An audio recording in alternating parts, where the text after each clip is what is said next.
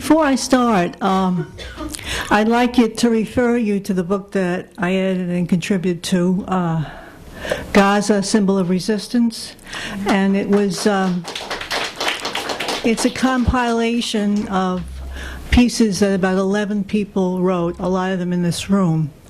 And it was written during and after the last Israeli invasion of Gaza in 2008 and 2009, and by people who went there afterwards and people who had been there at different times. And it really answers all the political questions that are being thrown up right now. So it's a very, very good reference source and is in no way dated. It's $10. Eddie has a copy. If you care to buy one, it would be helpful. Interesting that Gregory talked about all these demonstrations we didn't hear about, huh? So I will deal with why we haven't heard about them a little bit.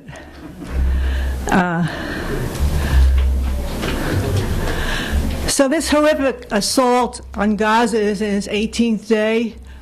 The last death toll I heard, and it mounts hourly, was 826 Palestinians, most of them civilian, with a child killed every hour. More than 5,000 have been injured, and Thursday's death toll of 115 made it the deadliest day of the Israeli offensive. On Thursday, U.S.-made bombs in the hands of Israeli soldiers were dropped on 30 houses. 16 were killed seeking refuge in a clearly marked UN school, where people had gathered and thought they would be safe. 72 UN schools have been bombed so far. Despite the overwhelming force arrayed against them, the people of Gaza are fighting back. Street-to-street resistance by Hamas and other fighters has resulted in the deaths of 33 soldiers, 33 Israeli soldiers.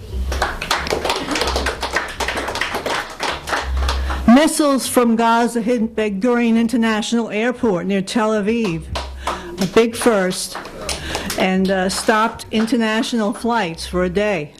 Yay. And Israel has been unable, despite the huge disproportionate forces, Israel has been unable to reach a stated goal of stopping the missiles from being fired from Gaza or stopping fighter activity in the resistance tunnels. They call them terror tunnels. We call them resistance tunnels.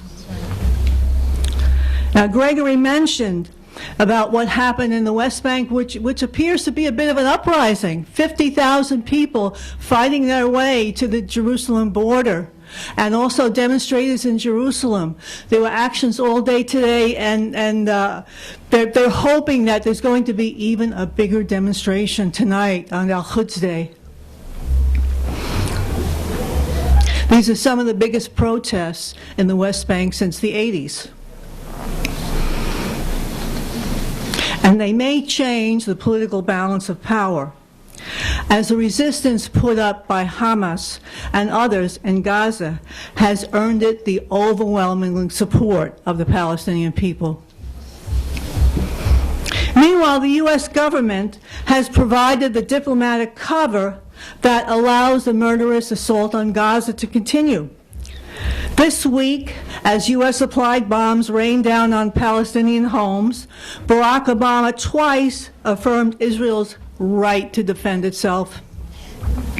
Gaza has no army, no navy, no air force, and has been under Israeli siege for 6 years. It boggles the mind that while Israel fires thousands of high-tech missiles into Gazan homes, any diplomat could say the threat comes from Gaza missiles and tunnels. But there it is. Palestinian missiles from Gaza fired into Israel have always been a response to Israeli aggression and denial of Palestinian rights. Not once has the bombing and carnage that Israel repeatedly rains on Gaza, 3 big bombings since 2009, been able to stop the missiles. The way to stop the missiles from Gaza once and for all is to lift the blockade and give the people there their rights.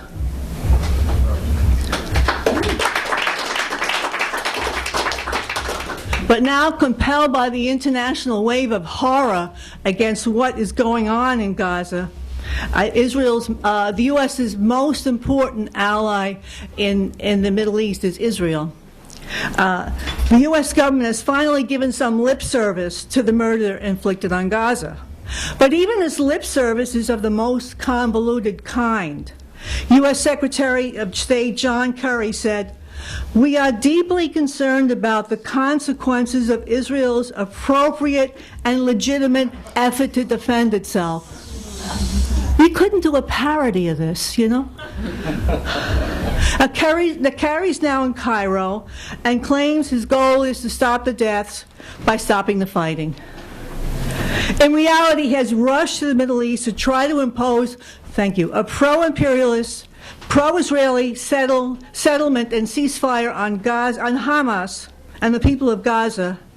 And every indication is that the Egyptian government, run by the U.S.-trained military, will help them do this. Well, we can see from the demonstrations and the resistance that the Palestinians have other ideas. The point of Israel deliberately targeting of Palestinian civilians is to punish the Palestinian people of Gaza to such a degree so as to erode their support for Hamas and to enable Israel to impose a ceasefire on its own terms, which includes further weakening Hamas and maybe kicking it out altogether.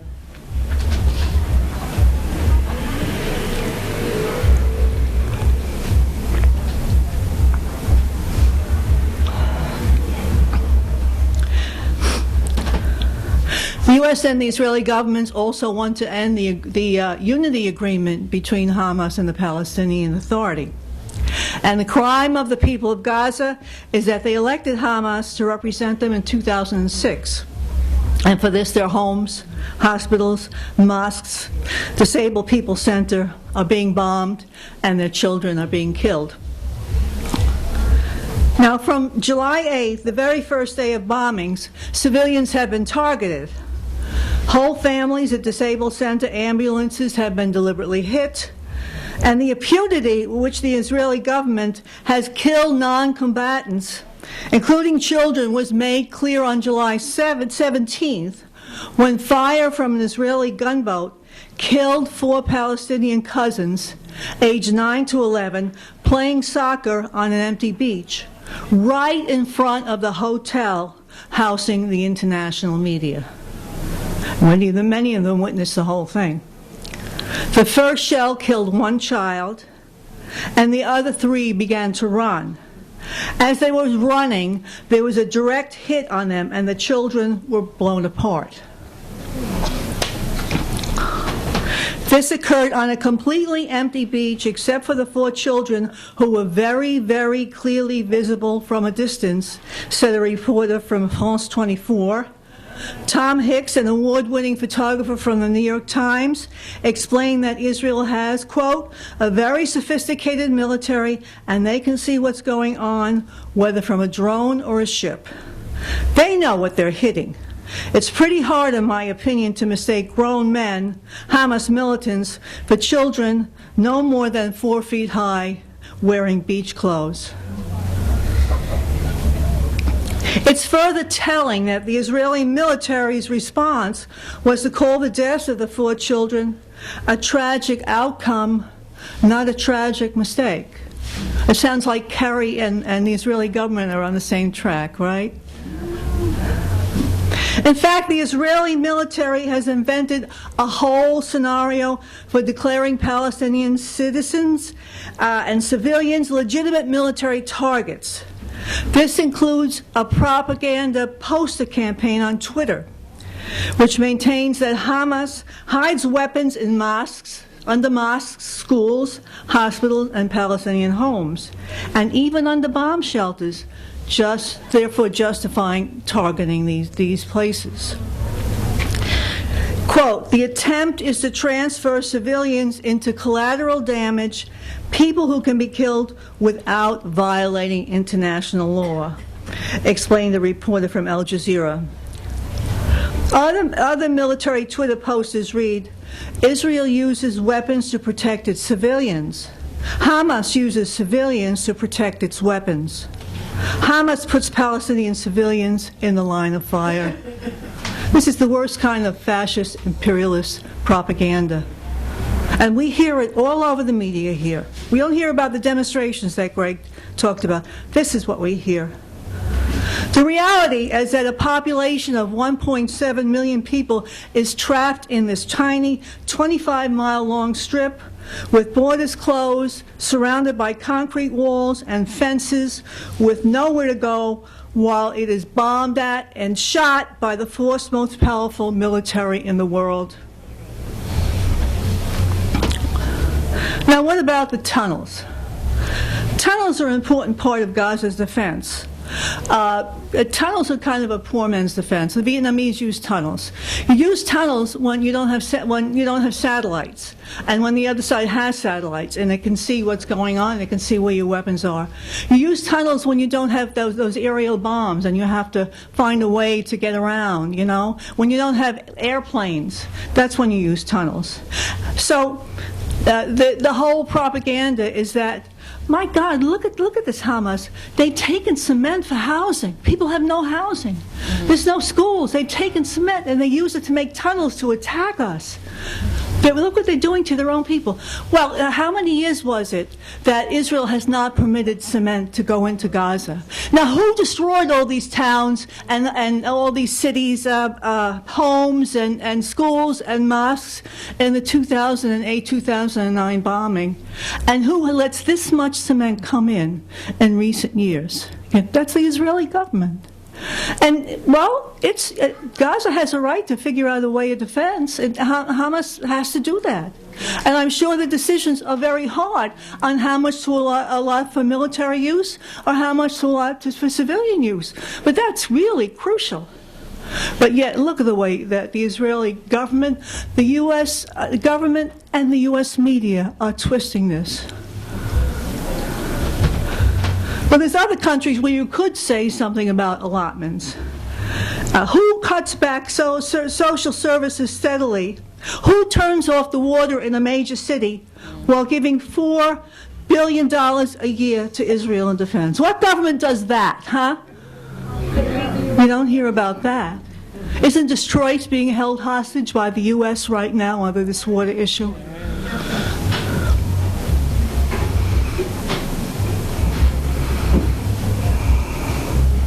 And now Israel, which claims that it entered its ground troops to get these tunnels, which are all in the east, on the Israeli border, is now pushing west. And it announced today that it was going to widen the ground war. Now, July 17th, the same day that the 4 Palestinian children were killed on the beach, the U.S. Senate unanimously passed a resolution vilifying Hamas and backing the U.S. invasion and Israel's right to defend itself. So they all weighed in.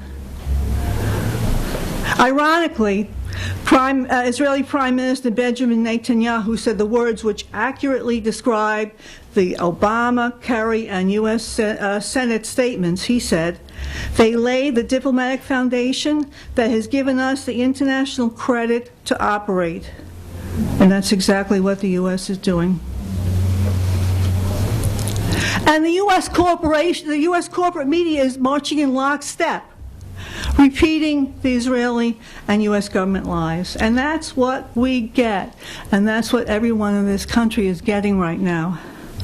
Regarding the killing of the 4 Palestinian boys on the beach, NBC's senior correspondent in Gaza, an Arab speaker, was removed from his post shortly after he filed a moving eyewitness report on the killings of the 4 boys. His report was not used by the network on the nightly news, NBC Nightly News, and his Twitter news feed was discontinued, and he was replaced by a less experienced colleague. It took an outcry from the other journalists and media monitors to get him back.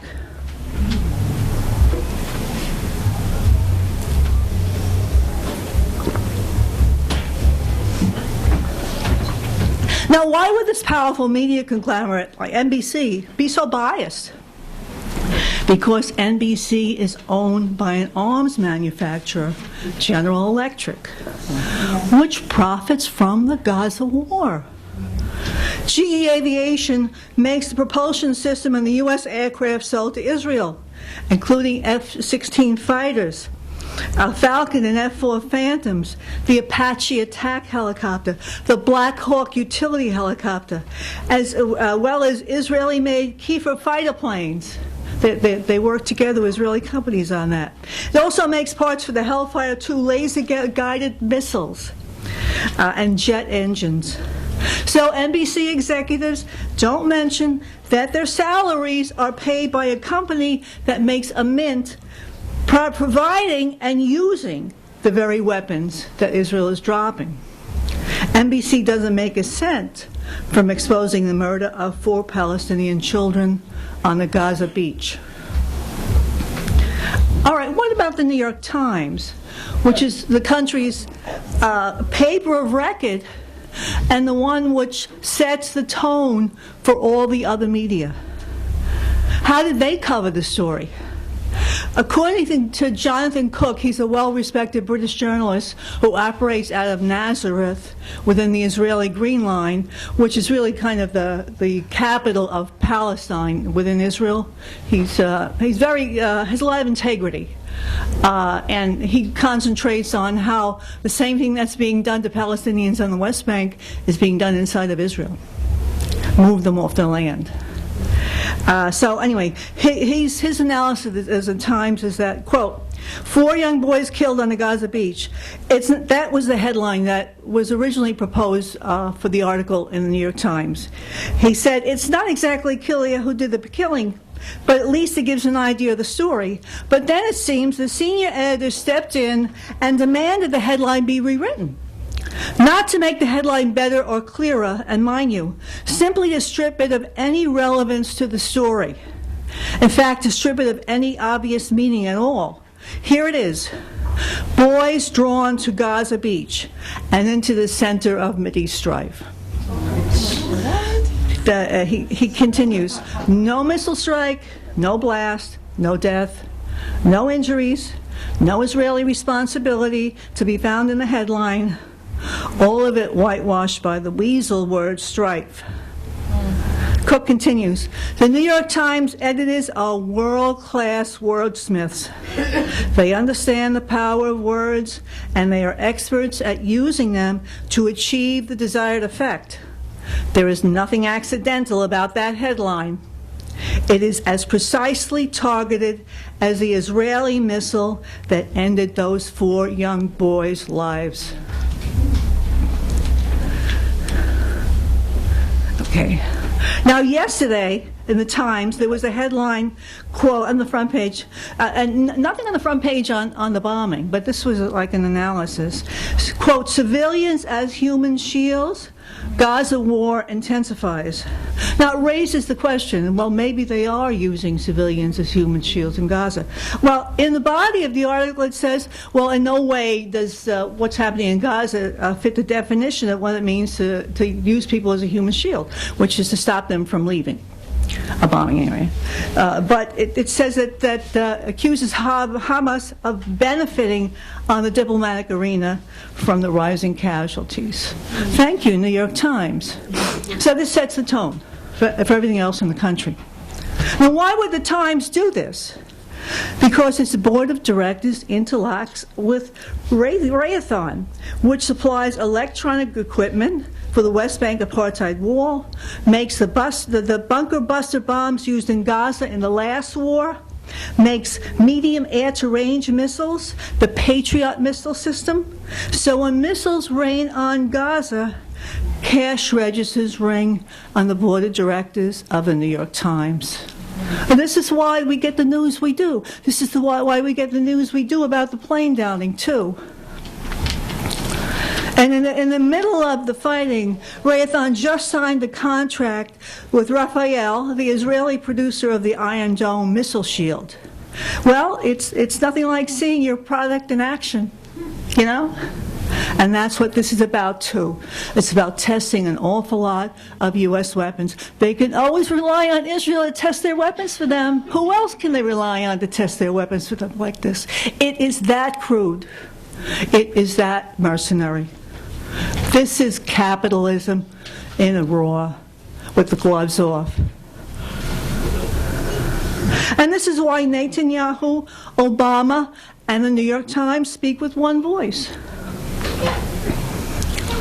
Now, Israel justifies its war crimes in Gaza by demonizing Hamas, but Palestinians on the West Bank, which is governed by the Palestinian Authority, which Israel claims to prefer, don't fare much better than their relatives in Gaza. Palestinians in Gaza face bombs and troops, but Palestinians in the West Bank face the Israeli version of the KKK. Armed ultra-right settlers, very many immigrants from the U.S., and Long Island is a place where a lot of them come from. They learn their racism here, who terrorize and murder the population there, and serve as the advance guard for Tel Aviv's theft of Palestinian land.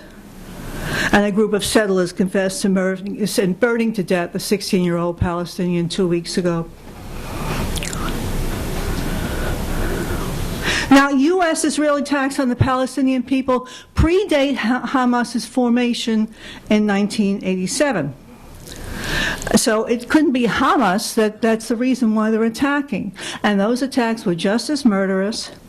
Every Palestinian leadership has been demonized and assaulted by Israel since it stole Palestinian land in 1948.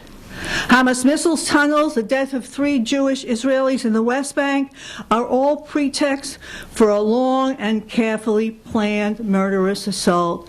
2 days ago, the Times admitted that the tunnel ground assault was planned 10 months ago. And probably the whole thing was planned even longer ago than that. The reality is that over the decades, Israel attacks have been aimed at those who profess Palestinian nationality.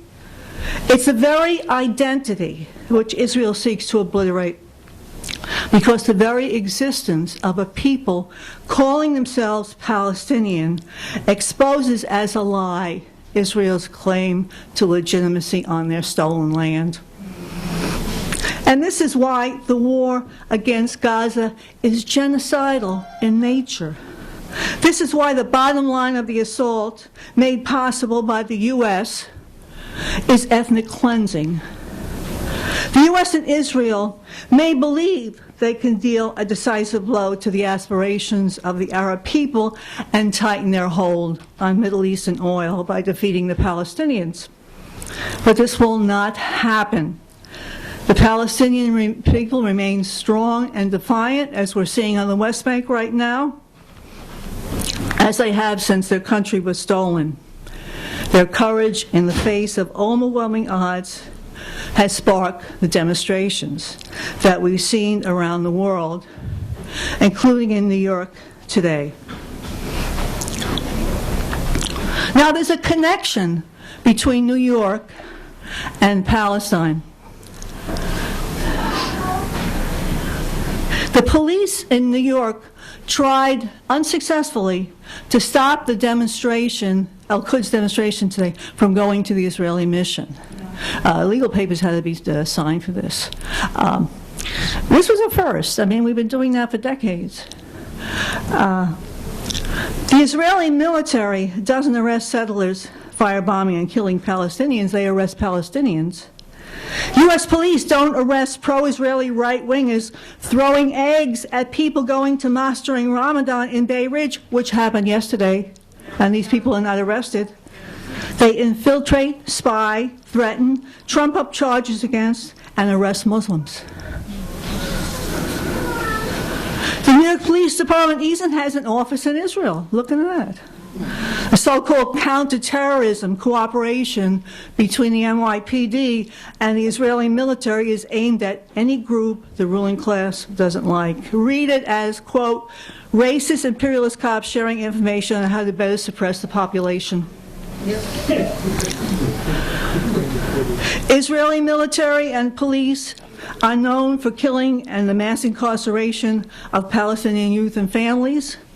And the New York Police Department, even by their own records, made 400,000 arrests last year. Yeah. A historic record occurring when violent crime was down. This is tens of thousands of arrests more than was made in 1995, when there were 3 times as many murders in the city. And of course, those arrested are overwhelmingly working people of color.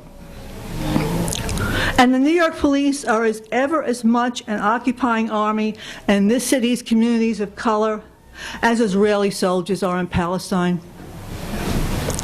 And take what's on so many people's minds in this city right now. The police murdered via strangulation of Staten Island resident Eric Garner for the crime of selling loose cigarettes. And the police claim they were in their rights under the new guidelines that they have to do that. Yeah. Not to kill him, but to arrest him. I mean, look at this. Look at this. It sounds like just like the West Bank. It doesn't matter what you do. It's up to the whim of the cops. And many have seen the video of this murder. And the police here murder people with impunity, as does the Israeli military. Eleanor Bumpers, Patrick Dorsman, Sean Bell, Amadou Diallo are just a few of a very long list of the people killed by cops in this city. And I'm not even talking about Trayvon Martin, Oscar Grant, and so many others around the country. Deaths in Gaza come at once. Massacres and communities of color here are on the installment plan. So the war on workers and oppressed people at home and the war on workers and oppressed people abroad is the same war. It's just different fronts.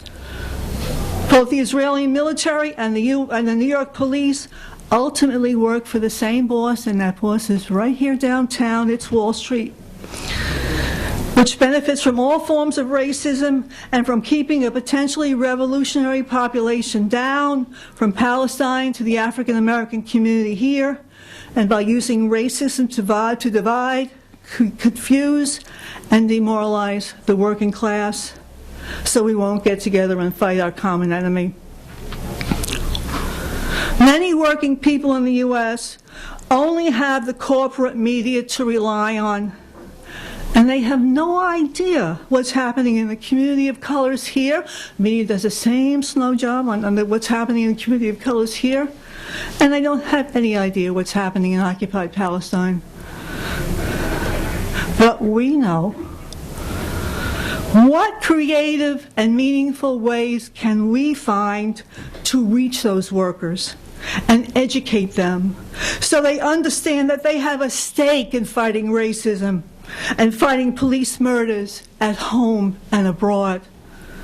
Let us find these winning arguments to build true solidarity and thereby build a workers' movement here that passionately understands that we are all Eric Gardner, we are all Gaza.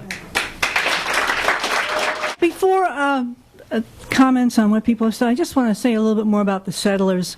And by the way, Bill's here, Bill Dories, hi, who's one of the major organizers of today's demonstration and every demonstration this week. Bill and I were guests of the first Intifada in 1989, and one of the people we met was Bassam al-Shaka, who was the mayor of Nablus, and he was the mayor of Nablus in the 1980s, and we visited him in his home, and we sat with him and had coffee, and he sat there in his wheelchair because his legs were blown off by a settler, because he was a militant mayor.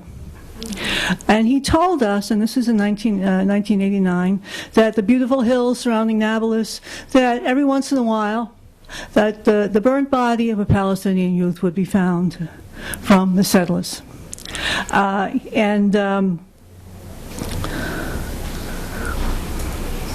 We went to a West Bank village to view a mobile dental clinic. the people didn't have medical facilities, so the Palestinians themselves had mobile medical facilities that went everywhere. And it was kind of deserted, and then this one guy came out and he kind of gave the all clear. And it was like this, long, winding street on the hills, narrow street, and all of a sudden around from every street appeared women and children with clubs. Because they thought we were settlers. They didn't know us, they thought we were settlers. And they were prepared for a settle assault. They had been under blockade for a week, and that's when the settlers come, when the Israelis lift the blockade. This is in 1989.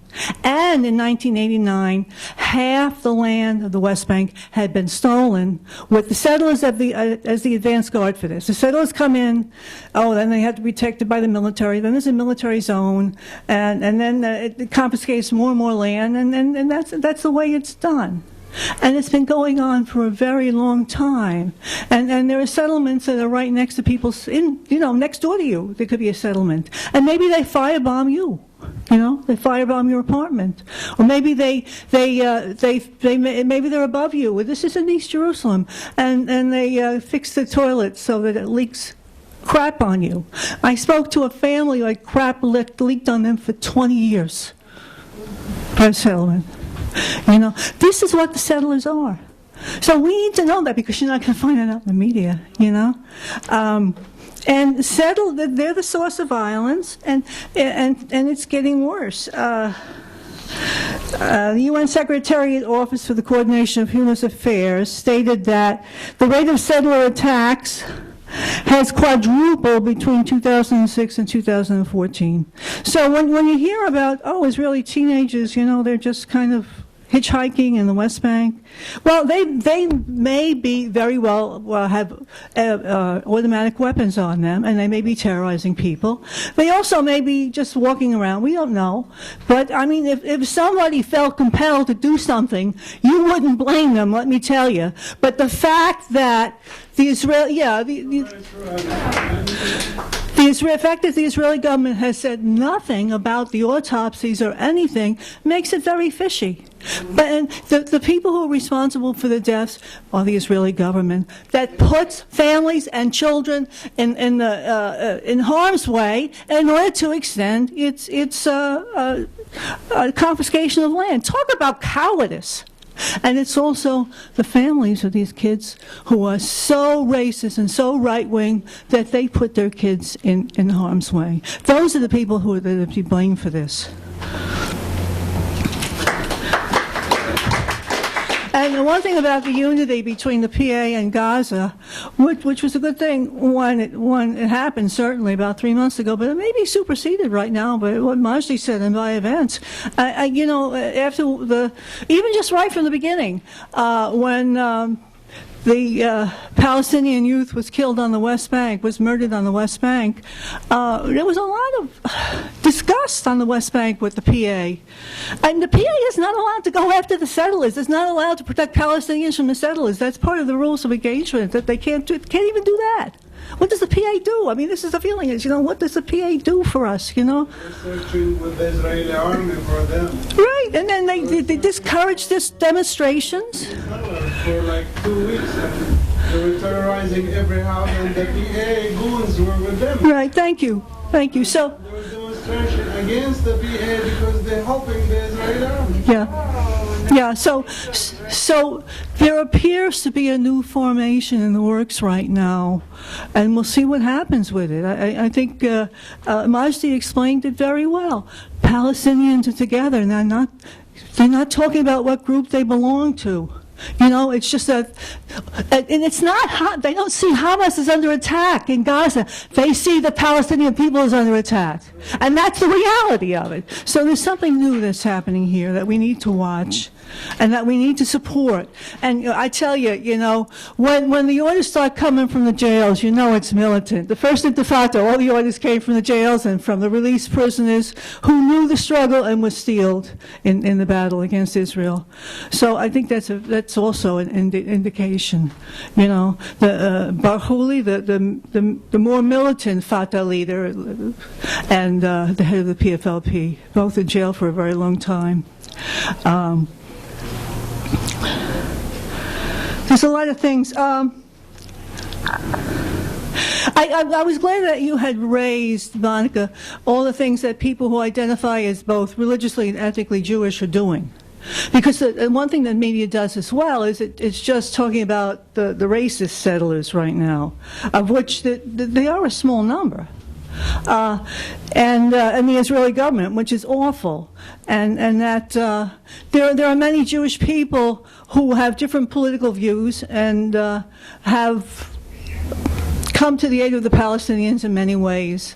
And we're working with a moderate Jewish group around Veolia in Boston because they very much oppose Veolia's role as supporting the apartheid on the West Bank and the Jewish separate-only buses. So there's a whole different element, and I'm sure that there are many Jewish people in the demonstration today, whether they identify that way or not, as there are in the room here. And so there's a divide and conquer thing to encourage anti-Semitism. There's always a divide and conquer thing in the media, always, in the part of the U.S. government. And it's interesting that the day after the killing of these 4 children that I talked about, the major leaders in Europe made a statement affirming their opposition to anti-Semitism. To me, that's meant to encourage it, make people furious. So you got to keep on your toes with all of this. Syria. What's going on right now in Syria, I think is important, is that the UN, which also favors the imperialists and often acts as a cover for them, has okayed that so-called humanitarian aid be given in the areas controlled by the opposition, which might very well mean, and probably means, aid going to the opposition to the Assad government. So that's something that we need to watch. Just as Sarah talked about Iraq is one. We are for the forces that feel that Syria is one. And we support the Assad government in its battle against dismemberment and all the forces that it fights with against the dismemberment of Syria. And we think that both the dismemberment of Iraq and Syria are at stake right now for the benefit of the imperialists, which unleashed all these forces and gives them backhanded support from the reactionary regimes in the Gulf.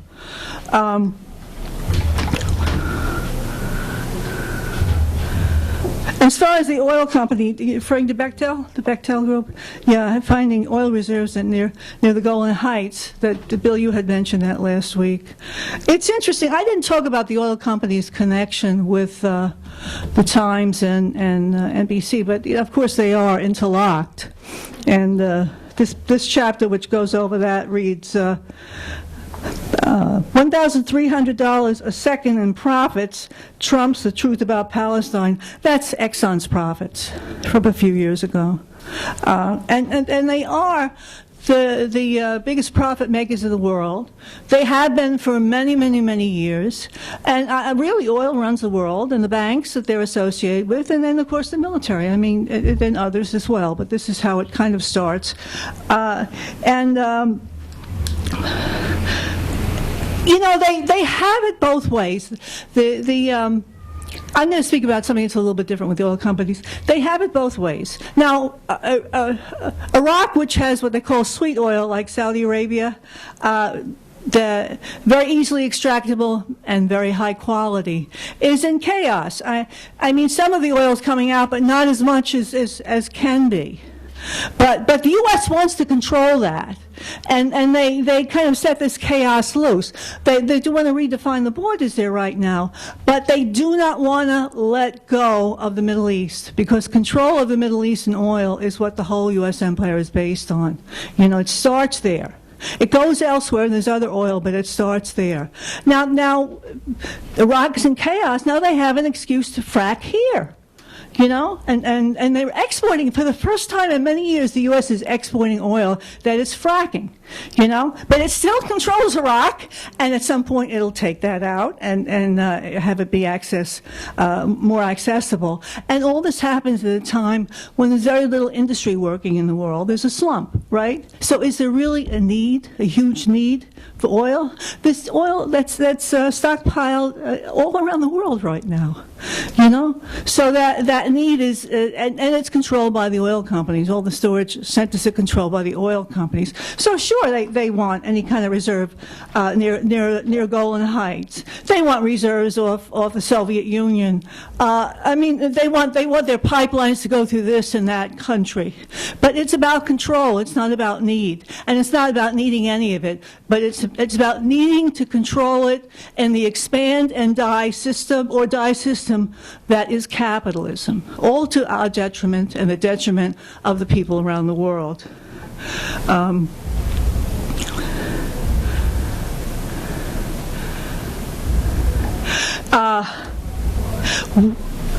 just want to point out work as well, because this is part of the solution to the New York Times and WNBC. And you will read about what's going on, both in terms of the Ukraine and the Middle East. You will read about as many demonstrations as we can find. And if you want to know what's going on, this is a good place to start.